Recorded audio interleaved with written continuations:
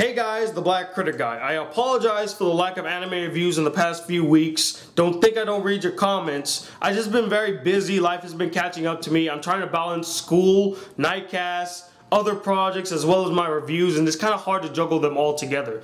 But that's no excuse not to be doing anime reviews, and I will try my best to have one out this week if I can find the time to do so. But to hold you guys off until the next anime review, I thought I'd share my thoughts on the new trailer for Hayao Miyazaki's final film, The Wind Rises. And just a little tidbit, I'm just waiting to see a picture with the Bane mask blowing in the wind, and on the top it says The Wind Rises. I think that would be hilarious. But anyway, to the trailer. The trailer is pretty straightforward. It's a story about Jiro. I think his last name starts with an H. It's like Hirokoshi. I could be wrong. Don't hold me on it. But it basically follows his character, who's a plane designer living through a very turbulent time in Japanese history. I mean, they're dealing with the Great Depression, the Great Kanto earthquake, and they're about to plunge into war. So it's a pretty hectic and tumultuous time in Japanese history, and it basically follows his life during this time.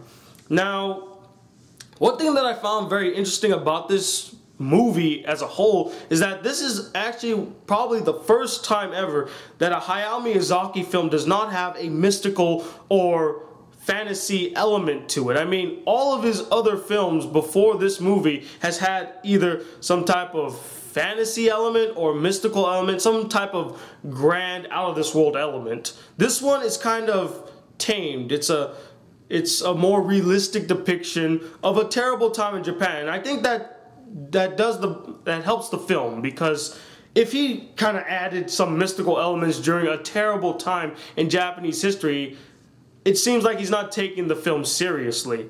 And the fact that he is taking this film seriously is an added bonus to the film, and it's pretty interesting. It's the first time I ever seen Hayao Miyazaki tackle on a serious subject like this. Now, he has tackled like serious subjects, but more not vaguely, but he's kind of hinted at it. It's kind of in the subtext, like environmentalism or capitalism and commercialism. He's tackled on these issues, but he didn't blatantly say it to you. He kind of just showed you it.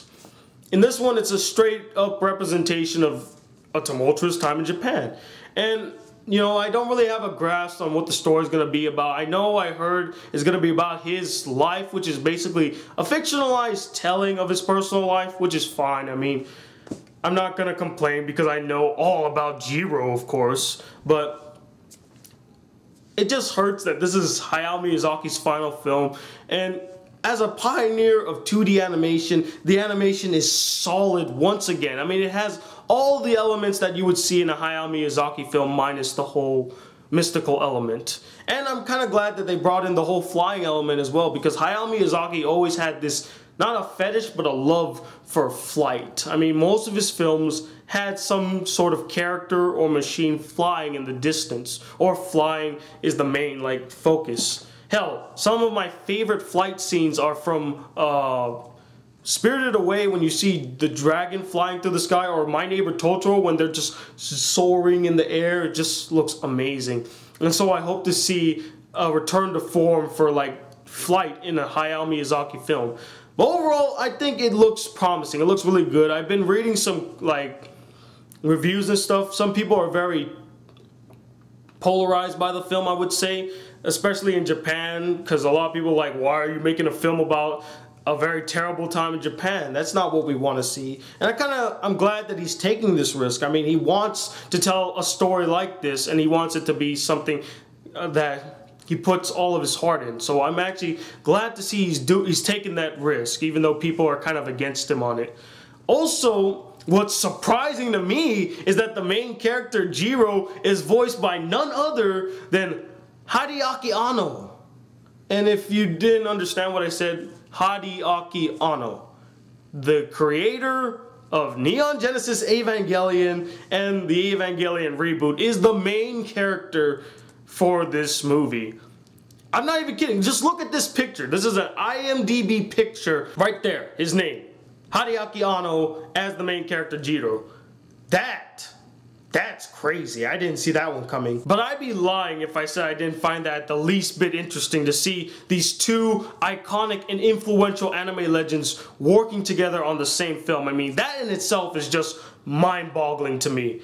But overall, as you guys can tell, I'm pretty excited to see this film, albeit it is very different from other Hayao Miyazaki films in which it doesn't really have that mystical or fantasy element to it. But I'm okay with that, because not only am I excited to see this film because it's Hayao Miyazaki's last film, I'm excited to see it just because it's a Hayao Miyazaki film, because he puts so much work and effort and passion in all of his works that they all just come out very well done, well executed, and well animated. But I would like to know what you guys think about this trailer. I'll put a link below so you guys can go check it out. Let me know what you thought. Did you like it? Did you hate it? Do you feel like you know they could have put a mystical element into it, or you would have rather have him do a story that had a mystical element into it instead of this realistic portrayal of what happened in Japanese history? So be sure to comment below and let me know.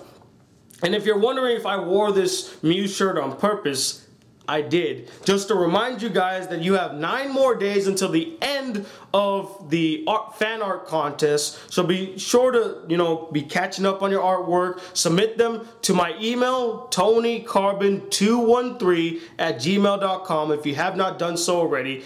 I look forward to seeing all of your artwork. And also check out my Facebook fan page. I'll be having some updates there real soon for you. But until then, guys, hit that subscribe button. If you're new to my channel, welcome to the Black Critic Guy. Like this video if you really enjoyed it, and I'm Tony Wilder II from the Black Critic Guy. Till then, peace, YouTube.